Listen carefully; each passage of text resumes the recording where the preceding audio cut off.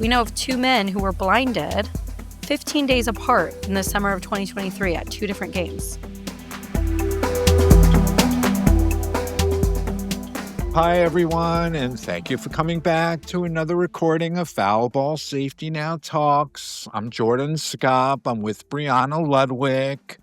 We're in late December, but there's always news at Foul Ball Safety Now, so we'd like to talk to you about news and new discoveries.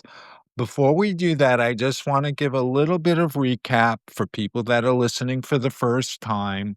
Foul Ball Safety Now started about 6 and a half years ago, when I saw something really disturbing on the news. And from that point on, I've been working with an investigative reporter by the name of Brendan for over 6 years. We keep on discovering so much information that people are going to find very enlightening.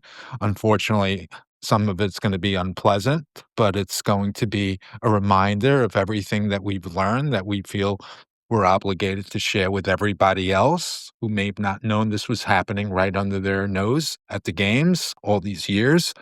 So we want people to look at Foul Ball Safety Now and look at all the links and all the tabs and all the investigations that are ongoing. And Brianna's been with me for over a year, doing also some investigation, research, and communications. And it's very exciting to be part of this with people who are dedicating their part-time to this campaign with me, where they could be doing other things. I am continuing following news because there's news all the time in foul ball safety, because people are finding us on Google, whether it be attorneys that we're helping to prepare for their cases. There's not that many cases that are filed, but the ones that do get filed, we get calls from attorneys. We got 2 calls from attorneys this year to help them with their cases. We get calls from baseball players, like the Queens College investigation. People can follow Queens College investigation. A student athlete contacted me earlier this year and told me he's concerned that him representing his teammates could potentially hurt a child. He said, Google Earth, Queens College, and I did, and he showed me that the college field is right next to a public school. So they're concerned that those balls during practice and games are going to go out and hit somebody and hurt somebody. And unfortunately, it happens, because in Modesto, when people see the tab Unknown Modesto with Foul Ball Safety Now, they'll see a woman unfortunately was struck in the head in Modesto, California. And the only reason we learned about it was because an attorney in that area called us and was working on a case, which was soon settled. And not too many people know in Modesto, from the summer of 23 to the summer of 25, even parking the car in the parking lot or just standing outside the gate before going into the game was a serious concern.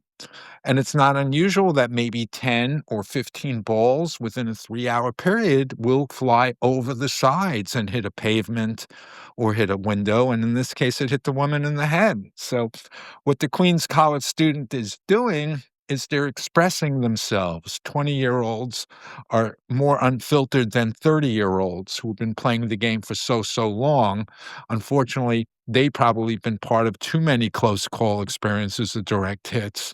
And the young 20-year-olds, they're still trying to find the right way to play the game and play the game free and clear, which we would hope that would be the case for all baseball players, 20 years old or 30-year-olds.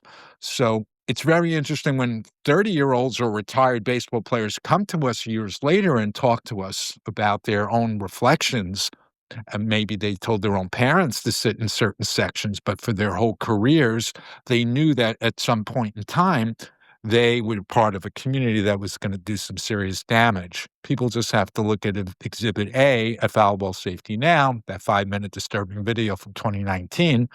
It shows areas with lack of netting where, unfortunately, human beings were exposed to line drives, and they showed, unfortunately, direct hits of little kids getting injured.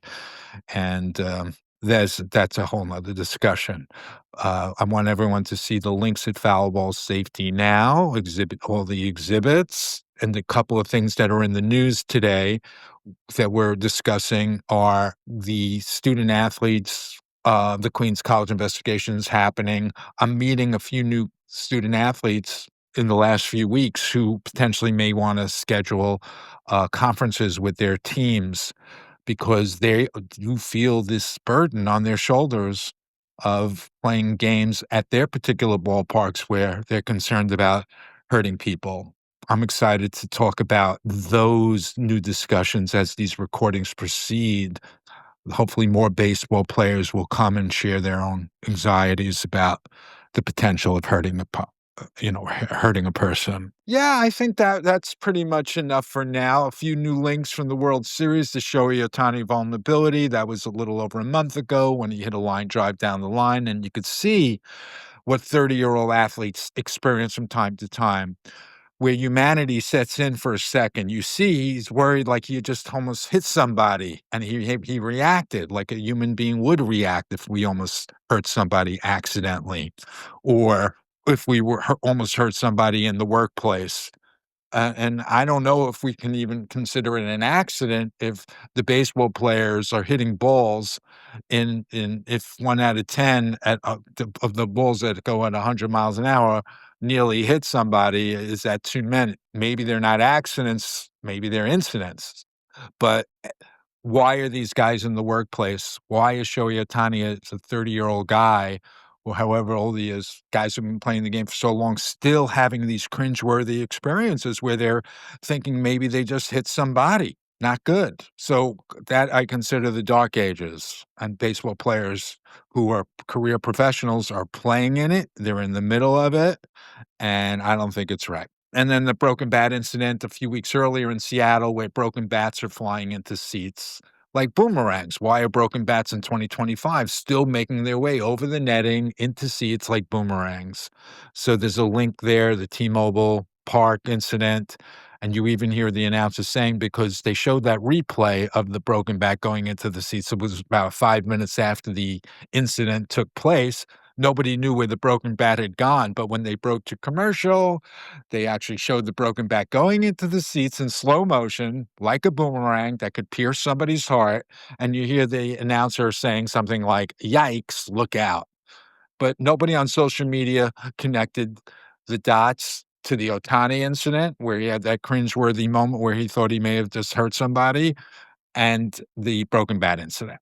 But that being said, we'll keep it busy at Foul Ball Safety Now, as long as inquiring minds want to know, or concerned individuals that are within the games want to know. We want to be a vehicle for them to express themselves.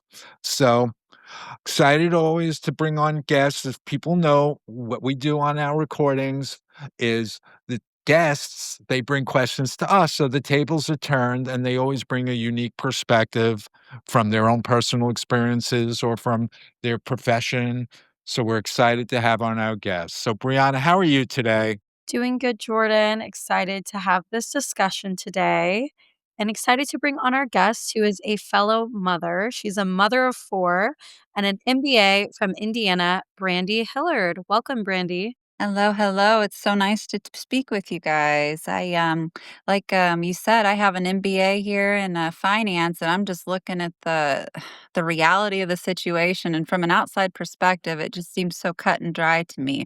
So why doesn't the insurance companies just lay down the law and say we're going to quit insuring these teams if they don't have adequate netting to protect fans and bystanders from these foul balls? Hi, Brandy. Yeah, that's a great question. And I think insurance companies, for the most part, they are not getting contacted too much by attorneys, so that's why they're not laying down the law.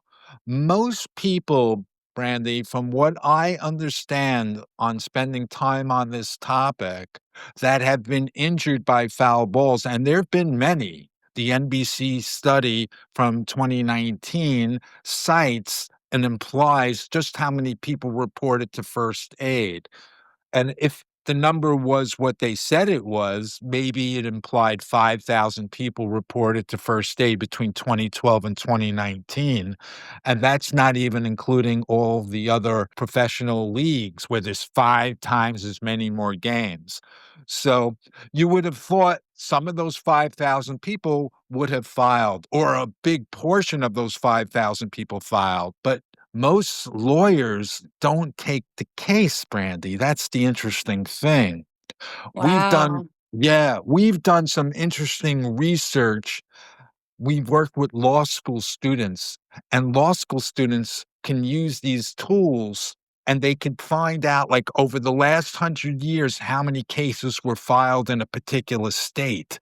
So, for example, somebody came back with, I think, 10 cases for the state of Tennessee over 100 years. So you would may then say something like, well, that's not a lot of people that have been hurt. Brandy, how about maybe the 190 that never made it out of the lawyer's office? And maybe only 10 of them made it through the lawyer's office because most lawyers won't invest the 30 to 50 hours worth of work to go to court and then find out their case isn't even going to get through the door.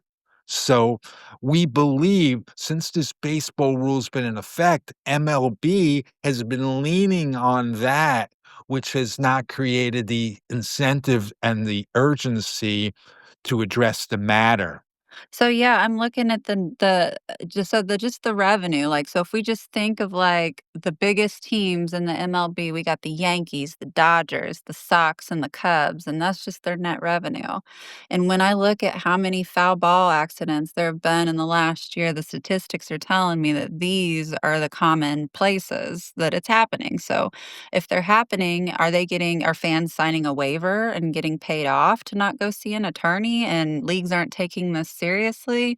Because as a fan and as a person, I'm concerned that a 400 or a 100-mile-per-hour object is just darting right at my face. Mhm. Um, it's just for the life of me, I just read this and I just look at your site, and that was my first impression. I'm like, "These numbers just don't make sense here." You were all scratching our head, and you'll be scratching your head again and again and again because it's madness, because once we put all this information on the table and people are meeting this for the first time, they all seem to react in an astound way, which we appreciate because that's the effect that we want. We want to bring an epiphany of awareness to this issue that you just never considered before. And now that we've had an opportunity to present to people through these conferences, through these conversations, people walk away really more enlightened about this issue that they had never been before. Just the exhibits alone, Brandy, people can almost trace their memories. Just look at Exhibit A, the 5-minute video that ESPN produced from 2019. Just look at Exhibit A1, which is also a published report from 2019 from a publication called 538. Brendan, the researcher, investigative reporter, and I incorporated our own work into that 2019 538 report, and we came out with something earlier this year. It demonstrates how often these balls are coming at us and how many foul balls there are per game and what directions they go in and percentages of them going at warp speed and why this is business as usual allowing this matter not to be presented to the general public. Why isn't it not mandatory that people know exactly what they can expect before they get to the game? Because it's not known, Brandy, until you get to the game that you potentially may be in harm's way. Once you're there, Brandy, what are we going to do? We're not action figures and we're not superheroes. Why aren't we told prior? Why aren't we told in the winter months about this is exactly what happened last year? That they can tell us to the penny, and we can more or less expect the same or more or less the similar results from last year to the following year. Then families could determine what's appropriate and what's not. Then agencies that would be making those possible oversight regulation calls get involved, but they never had an opportunity because they never got the information. It's an unregulated industry. And just because you see some nets and some improvements, it's a little bit of an illusion. Improvements are not solutions. when I first just looked this up, so I'm looking at it right now. It says Yep. that this has been studied where most foul balls are going to land. So by stadium, it has been studied where they're going to Mhm. land, and Right. they know the probability and the velocity. So they know what speed these projectile balls are going. So these players are fully aware. They've been briefed on the situation. So you're absolutely right. They're up there, when a foul ball hits, they're, praying to God that they didn't just kill somebody, and they're trying to watch where it went, and they know it's a problem. So I just, for the life of me, I'm just reading this and it says, just for them to invest in these safety nets. They could, have engineers come in by stadium and just, make this right for everybody. And it You just seems just so said it. simple. Make it right for everybody. It's not rocket science. It's just a discussion and finally putting all the data on the table. And believe me, those scientists, engineers, they'll be in 5 minutes saying, "We'll take this ballpark, and now you can finally bring your kids." What? What do you Yes. mean? Because other than that, it's been smoke and mirrors, and you've heard about kids getting hurt. Why? Because there was never nothing was ever in place to guarantee the safety of the kids, and it's still not in place, and we can get there. We can get there. I've suggested Absolutely. yeah, I've suggested adding something you have to sign at checkout or even, like, a box you have to check because I know everybody is buying their tickets online that says, "I understand a flying ball or bat can cause a TBI or even death." Just imagine the difference that would make in informing people the true situation that they're walking into, what they're taking their kids to, you know? Something I point out is that when we take our kids to trampoline parks, they don't say, "Well, you paid for an hour of play, so you released all liability." We have to actually sign a waiver. Different activities, some that are more dangerous, like skydiving or bungee jumping, you have to sit and watch a PowerPoint presentation and understand the risks. But for baseball, it's just super fine print on the back of a ticket that you don't even have because everything's digital now. So it's just interesting to think about the different forms of consent, but I believe everybody, and especially parents, have the right to make an informed decision. And what sucks is that the education is just not really out there, and the MLB isn't being straightforward about how dangerous it is to bring your kids to a game. And they're even marketing a lot very heavily towards family and a family friendly environment. So what if It's we appeal to these players, the ones that are panicking up there, and just tell them everybody's just got to band together and just refuse to participate until they don't have to worry about showing up and killing somebody? That's what I just don't understand. Unfortunately, the legacy is gonna show maybe 4 separate times in collective bargaining because the players' union, they represent their rank and file, and they should be saying things like, "Our rank and file will not go to work and hit balls towards kids. We're not gonna do it Yes. anymore." But they haven't until they share the minutes with me from 4 separate meetings and collective bargaining. I think they negotiate every 4 years for their contract, and the players' union supposedly has brought this issue up. But how about the players' union saying, "Well, we're the guys who are hitting the ball. We're just not gonna do it anymore, so it's a non-starter." But unfortunately, the history is gonna show that those guys went along. They didn't make a line in the sand and said, "We're not crossing over that line." They didn't do that, and, Well, you unfortunately. guys are saving lives, I'm telling you, because this is something that before I read on it and listened to you guys, I didn't realize how bad it was. And it's common sense. And it's just from a math perspective, the numbers are there and we can make this right for everybody. Yep.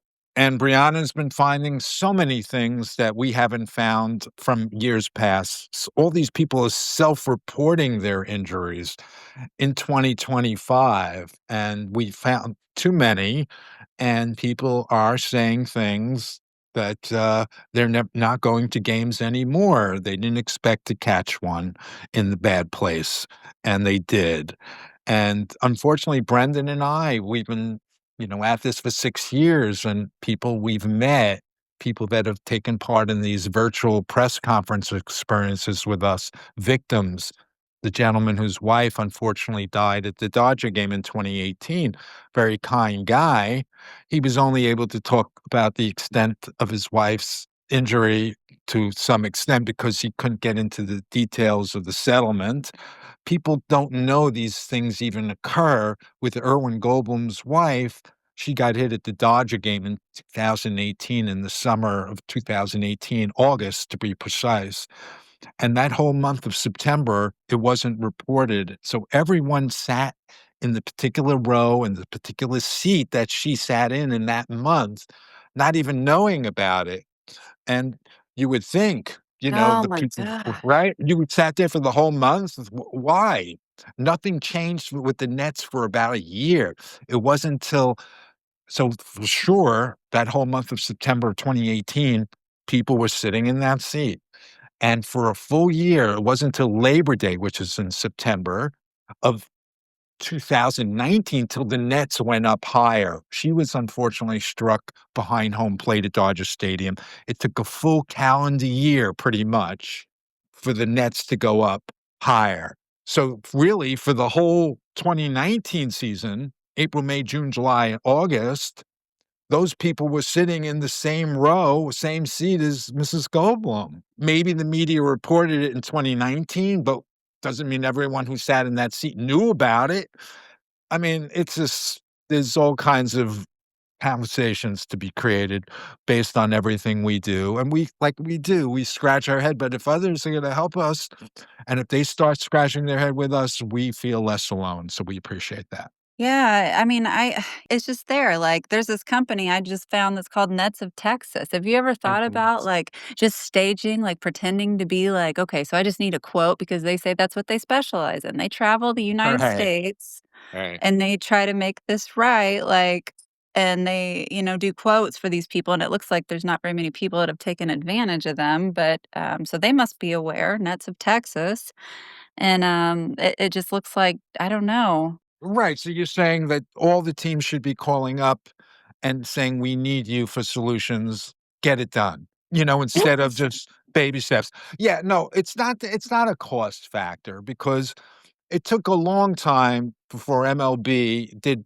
extensions that had to be done, because it was obvious after an ESPN video shared with the world in 2019, a horrific video, that 5-minute video, which I call Exhibit A. After the world saw that video, it took 3.5 years for the commissioner of MLB to say something about all of the other professional leagues about extending their nets. Because the world Wow. saw in 2019 that nobody, no human being should sit past end of dugout.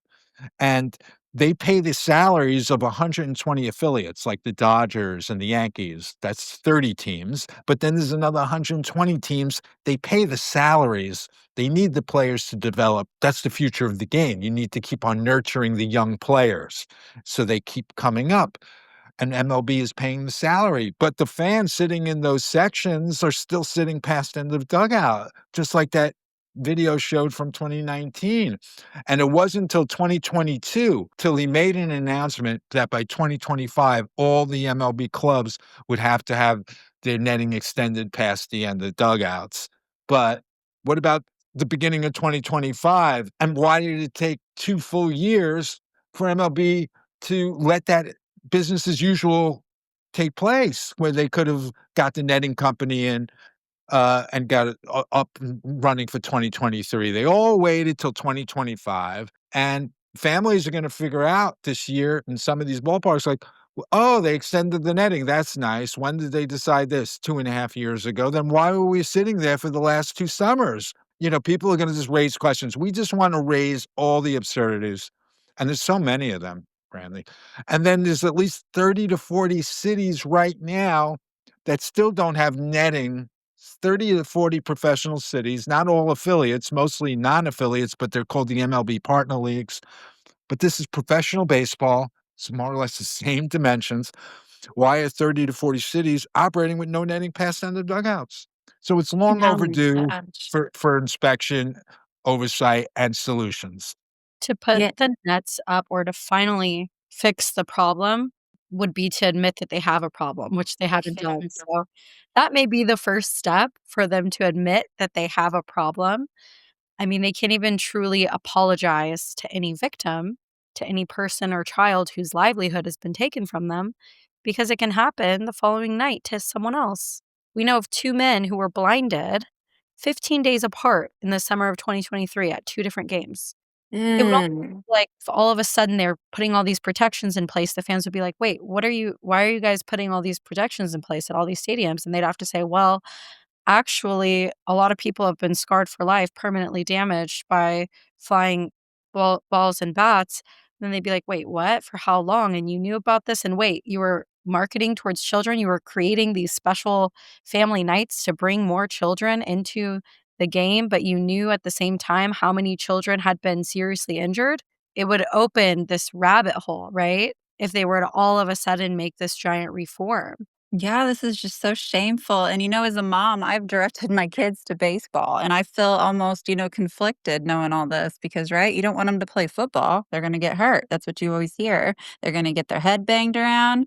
And I tell them to play baseball because, you don't have to be super tall. You don't have to be super, large. It's just a game where I feel like everybody's kind of got more of an even playing field. So I'm sending my boys to play, baseball, and now I'm hearing about all these injuries and watching firsthand at Little League, just balls flying everywhere. Heads up, and you're just covering your face, hoping you don't get hit. So, yeah, it's just there's gotta be some legislation or something somewhere. I just it's just clear as day, and thank God you guys are spreading the message. And my husband, he's the same way. He's like, "Our son is never playing football. I don't want him to get a TBI. I don't want him banging his head around." He's like, "He's playing baseball." And I'm like, you haven't seen the injuries I've seen in baseball. It's pretty Oh gosh. getting hit with the baseball is just as it's really, really bad." He's up there Yeah. pitching with no mask or Well, Oh, anything, that's and another story. That's another story. The players have to, work on getting the players better situations in regarding the game, but I am not advocating for anything other than fan safety at this very moment. I sure. hope that the people within the game protect the pitchers, the people that are clearly in a position to get a line drive on the field. But I'm more inclined to speak about the people that are getting line drives off the field. Of the spectators, whether it's inside the ballpark or outside the ballpark. There was an umpire. We have something called Exhibit A2. This is an umpire who, when people say things like pay attention, this umpire, he's standing 100 feet away. He's home to first base, which is 90 feet in a major league situation, 90 feet away. Plus, he's about 10 feet behind. So he's about 100 feet away. And he's staring without blinking. And he gets a line drive, unfortunately, right to the head. And he wasn't back to work the whole year. This was in the spring of 2025, Hunter Wendelstedt. Oh, man. And think about 100 feet to the right or to the left, there's still 30 to 40 cities that are allowing their fans to be exposed to these kind of line drives. And when people see this video, the 5-minute video from ESPN, you're gonna see 700,000 views, 4,000 comments. Well, anyone who puts a video up like that, you certainly think it's the beginning of a good conversation. But unfortunately, 80% of those comments, Brandy, were sort of knucklehead, idiotic comments. The other 20% were in the sentiment of put the nets up and common sense and address the issue. But the other 80% were ridiculous. And then ESPN, they may have caved into the pressure because they have a business relationship. Maybe MLB said, guys, don't show the video anymore because you're making too much of a stir. You're stirring the pot, and they don't want that because that video went from all of that engagement to zero or to very little. And what I'm hoping for is that judges in these 30 to 40 cities, because there's fire in the theater. There's been fire in the theater since that video showed up for the world to see in 2019. And there were, at the time, there were about 70 of the professional cities, 70 of the MLB affiliates that didn't have netting past the end of the dugout. And it took like 3.5 years for, let's see, let me just do the quick math here. 2019, that video aired. And the media was discussing what are you going to do on the major league level. So this is Commissioner Manfred. He's a lawyer representing MLB. He's the commissioner. He's hired by all the owners. So he made a statement back in 2019 that all major league clubs would be extending netting further down by 2020. So I was like, okay, this is when I first got started. So in 2020, right before COVID, I called all of the spring training facilities in Florida and Arizona. And I said, okay, if they do it at Dodger Stadium or Yankee Stadium, that must mean they're gonna do the extended netting at the, spring training ballparks. That's where they have their practice games, but they're still hitting the ball at 100. So I called up 30 of those places. So that's where the MLB teams play their games in Florida and Arizona in the winter. And 16 out of 30 had not extended their netting. Some of them shared facilities, but the teams that were hosting games in the spring of 2020, 16 out of the 30 teams hosting games still had not extended their netting. So that message did not filter down to the spring training facilities. So that's up on my website at Foul Ball Safety Now. Fast forward to 2022, I was calling all around. There's not only the 30 MLB clubs, but there's 120 of their affiliates. They all have 4 affiliates. They pay the salaries of the affiliates, plus there's another 49 other professional clubs that I've been calling. They're called Major League Partner League teams. So that's 169 teams, plus another 30, 199.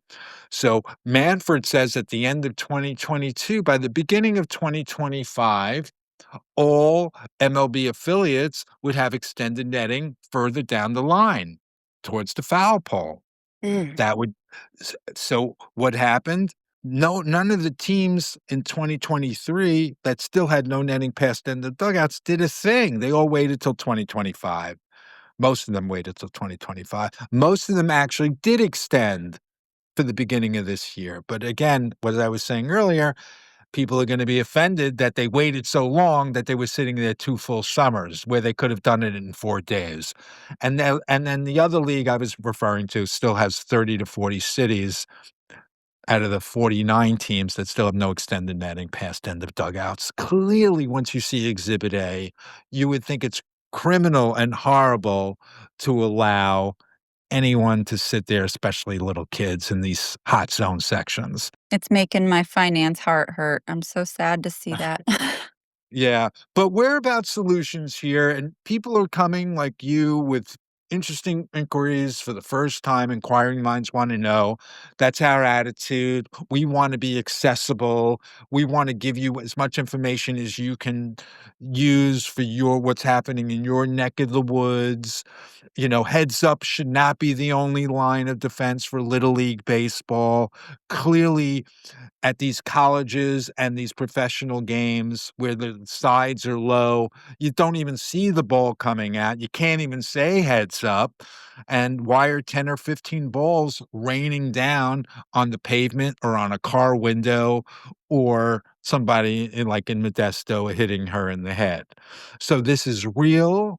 There are solutions out there. And I believe that these conversations will bring town hall feelings and bring solutions to the table, whether it be through agencies that should have learned about this years ago, better late than never, or individuals that are finally now enlightened about the issue like we are. Well, when I'm just looking out here, I'm looking at all the stuff that you guys have done. You've written to several senators. I see letters to district attorneys, Queens College, like you said, and the public schools. I mean, are people just not answering? Are they just like turning away from this? Well, the Queens College investigation, that's the tip of the iceberg because we believe that there's other colleges that also have compromised safety situations where Sure. balls are leaving the field and hitting school students potentially. In this case, it's elementary school students. But we copied the NCAA on our letter. We just got an article in the Queens College newspaper so people can see that it took 4 letters and we CC'd the NCA on this last letter, and we want to address it, not only at Queens College, but other places. I was contacted by a school in White House, Tennessee, of all places. That's actually a town. So a booster, parent of a high school student, said to me, "Hey, Jordan, would you help us with some netting? We'd love to play soccer games while baseball games are going on, but the balls are leaving the field and going on the soccer field while we're playing games." I said, "Well," I wrote him back. I said, "I'm glad you're thinking about it. That's exactly what you need to do is think about it and then find the solution." So it's not so unique to them. A woman bought a house in Philadelphia, in the Philadelphia suburbs, and she's having a problem with the city council because she can't allow her kids to play on the grass or wherever by her house because the balls are hitting the side of the house. And these balls are going to hurt you, and they can't have their children out. And I think the city council said something like, well, the school was here first, and the developer should not have built right next to a school because of the situation. So can't do anything much about it. Just got to make sure little kids aren't going to be exposed to balls that are coming at them. So every little ballpark, whether it's Little League, which now I'm getting more involved with, or hearing stories from people who have their situations of heads up is like the only line of defense. And, we had a woman on a PhD, a very nice lady, was telling us about some Cape Cod League in Massachusetts, where the running joke is you gotta park your car far away, because the balls are hitting the windows. Oh, But yeah. also yeah, but what should you be walking around like the woman in Modesto, California, an affiliate of the Seattle Mariners? Yet, people should have been potentially walking around there for the last 2 years after that woman was struck in 2023 with some kind of umbrella. But it's time. We're in 2025. We could have a dignified baseball community where on all levels where it's integrity all the way around instead of this unknown and all these unknown factors, which the people that organize and put this together on all levels should figure out that there has to be put things in place to protect people from getting hurt, and that's really what it comes down to. It's case by case. Happy to talk So about it and I encourage. will tell you, I'm from Yeah, Indianapolis, and we have the Indy right, 500 here, and, right. one of the hazards there are tires flying Oh my behind the goodness. stadium. But I will Yeah, tell you, at least when they bust out somebody's window, the yeah, NASCAR league or whoever buys them a new car. We saw that uh-huh. last year. A poor lady got a tire through her windshield, and they, like, felt so bad that they went out and bought her, like, an upgraded brand new car of what she had. It was some kinda Chevy. But she could have And been just parking the car, and she could have gotten struck by a tire, you're basically saying too, right? yeah, yeah. So this Shoot. is just projectiles, like, with different objects. Like, it flew right through the net, like, in the back of the stadium. I mean, everybody was Yeah, watching it. Just imagine a uh tire, going I don't know how yes, fast those things go. exactly. It's about prevention. Nobody wants a new car or a new head. Yeah. Yeah, I mean, why when I bought my ticket did I check off, like, I understand there's a risk, that I could die, like, why should I have to die? Like, why That's are we right, and if signing you off would on if you and if you ever are going to sign it, Brianna brings up a good point earlier in our discussion that, Yes. of course, these things should be known. If you wanna be a daredevil, you should be a certain age, maybe you wouldn't be allowed to bring your kid. Yeah, Like I running mean with bulls in Spain, you can't bring your kids to run with bulls in Spain. You do have to sign something, you do have to be an adult. You're not allowed to sign in your kids, and maybe that's the way it should be on baseball, but just be real about it, and if there are risky propositions for 18 or 21 and older, then you put it out there, but I don't think a parent should be able to allow or assume the risk for their children. That's a whole 'nother discussion the lawyers would have a good time with, for sure. Oh, absolutely. I would hope nobody would sign off, right? Like, my least favorite kid can sit here where there's the highest probability, right, of getting hit in the head. I don't Right. understand that. Yeah, yeah, yeah. I Well, now yeah. this is all really exciting and powerful, and we just want people to pay attention to what we know. It's like if I was doing a PowerPoint to every 100 million baseball fans, I think they'd all be receptive. They're not gatekeepers. They're not getting a paycheck from MLB. They should be willing to absorb everything we've experienced over the last 6 years here, and hopefully they'll adopt the cause, make me feel less lonely on the journey. but I'm going to keep on going because we keep on discovering new things and we just want to keep on having an opportunity to present. And I think these discussions are great and we want to keep them going. So, this is kind of a double-sided question, so feel free to answer it in parts. But how do you view risk and responsibility, both as someone who has an MBA in finance, but also as a mother? Yeah, so I mean, when I'm just this is why it's just so intriguing to me when I keep hearing these like things that just should click to everybody. So I you don't have to have an MBA to look at the numbers and see that your risk of getting hit by a foul ball is pretty substantial when there's no protection extending among the dugouts. And from a probability standpoint, with having an MBA, it's really super frustrating because I know that there's a group of people like myself and engineers that could sit there and do the probability that, certain balls are gonna go this way or that way. I mean, and I know they track that with players, right? They're always saying like he hit like this ball to the left right field. He hit this one to this particular degree angle. They know all these things because there's betting people out there. There's a huge, huge thing with baseball in this country, which is great, right? It's just like American Pie and all the things that we love. But it's just that basic human decency that I think that we're just all forgetting about, that it's at our very core, and I'm really glad that you guys are bringing it to everybody's attention. We appreciate that. It's a great opportunity, for all of us to get involved. We don't know exactly what the proper netting is at any individual stadium. Sure, if netting goes from the end of the dugouts to the foul pole, it's an improvement. We can't say anything to the sort like there's a solution at any of these particular ballparks if these injuries are gonna continue to occur. It's above my pay grade. I love to see improvements, but I also wanna see a commitment to solutions, and you guys are both parents. I'm here visiting with 2 parents, and I appreciate that. You bring a parent perspective, both Brianna and Brandy. So I'm happy to just remind the parents, which you guys can do in your world, and tell parents that it's never been a free ride at the game for all of us. And now that we know this, what are we going to do to make sure that it doesn't happen to any more people who came to the game think they were coming to the game for an unconditional good time where that was never the case. And those times that you guys had gone to games, in essence, you may have dodged that bullet that you would never wish on anyone from the day before or the day after. So it's all about just us discovering all of what we know. Fortunately, the writing's on the wall for all of us to see from looking at our own past and our own experiences on what we may have experienced at those games with our kids growing up. And fortunately, maybe you never got reminded about what was really happening. Now you have been. Now's an opportunity to talk about it.